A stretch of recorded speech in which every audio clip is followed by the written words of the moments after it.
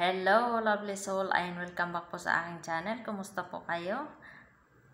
Ang video po for today is about kay Archangel Raziel. Sino ba si Archangel Raziel? Si Archangel Raziel po is isa siya sa nag-guide sa akin. Okay po? Si Archangel Raziel is Angel of Mysteries. Raziel, ang ibig sabihin is Secret of God. Kasi nire-reveal po ni Archangel Raziel sa atin yung mga sikreto ni Heavenly Father kapag binibigyan siya ng permiso na gawin ito. And kapag naandyan po si Archangel Raziel is biglang nag-change yung wisdom nyo, biglang nagkakaroon kayo ng karunungan, nagiging creative kayo suddenly. Okay po.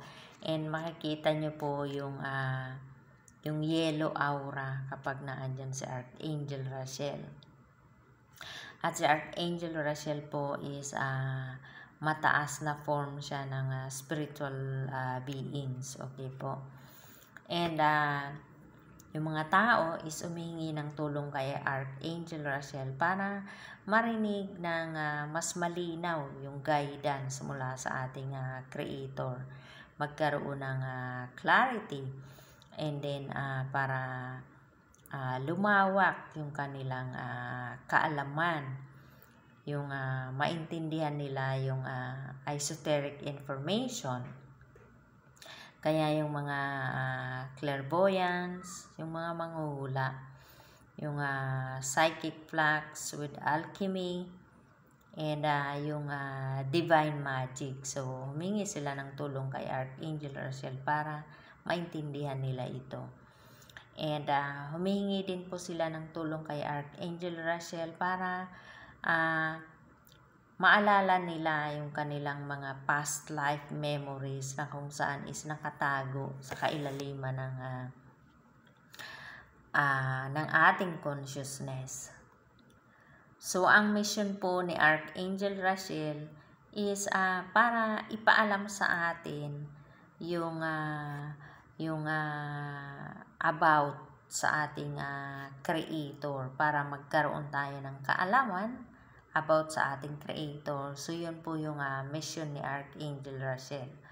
So, kaya kapag mayroon po kayong mga katanungan about kay Heavenly Father, or gusto nyong mapalawak ang inyong kaalaman about kay Heavenly Father, is tawagin nyo lang po si Archangel Raziel upang kayo ay tulungan na malaman, maintindihan, maunawaan kung ano yung gusto nyong malaman about kay Heavenly Father, sa ating Creator. Sa kalangitan po, si Archangel Raziel is keeper of secrets siya. And lagi lang po siyang nasa tabi ng ating Creator. Kaya kapag nagkakaroon ng discussion, lahat ng mga naririnig ni Archangel Raziel na mga dinidiscuss, kumbaga parang nasa Kongreso or nasa Senado na nagdi-discuss sila about sa laws, sa mga laws na ipinapatupad, is isinusulat po yun ni Archangel Raziel. And sa second heaven po, si Archangel Raziel is isa siyang ruling prince. And pinoprotektahan din po ni Archangel Raziel at tinutulungan yung mga ibang angels na gawin yung mission nila, yung kagustuhan ng ating Creator, kung paano nila gawin yung kanilang mission ayon sa kagustuhan ng ating Creator. And si Archangel Raziel po is kapag naandyan siya is yun nga, sabi ko kanina, is nagbabago yung wisdom natin. Kumbaga nagkakaroon tayo ng karunungan.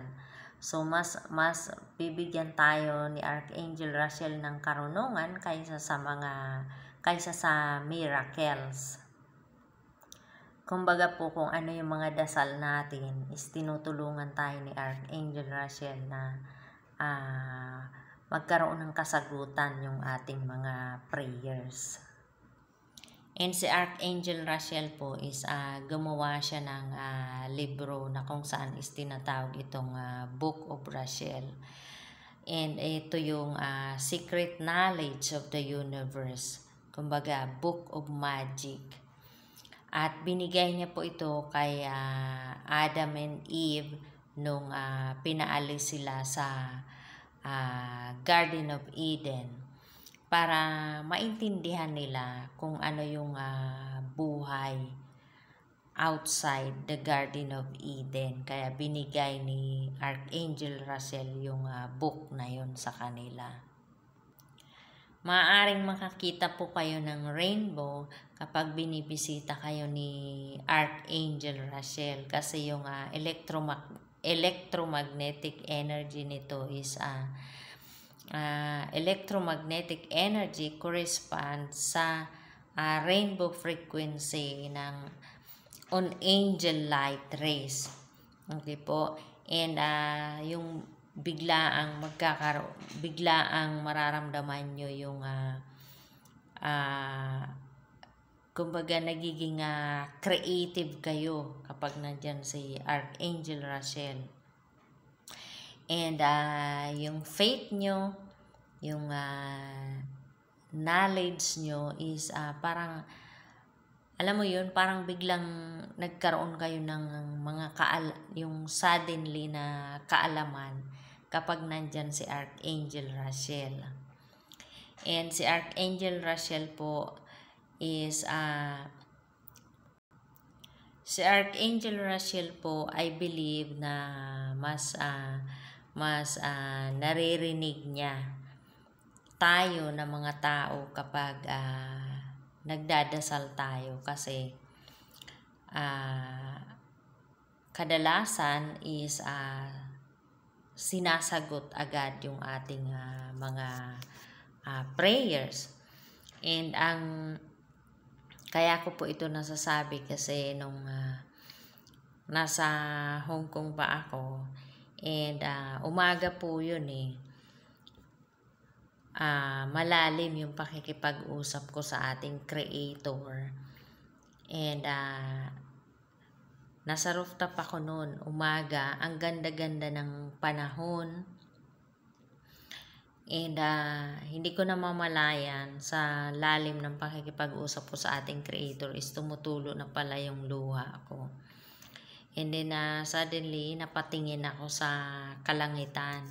And pagtingin ko po sa kalangitan is nakita ko kaagad yung dalawang rainbow. And kaya ko nalaman na si Archangel Raziel is isa siya sa nag-guide sa akin dahil doon sa experience ko na yon. And yun nga po, nung sinerge ko yung ibig sabihin nun is si Archangel Raziel pala is tinulungan niya ako na marinig ni Heavenly Father yung aking dasal noon.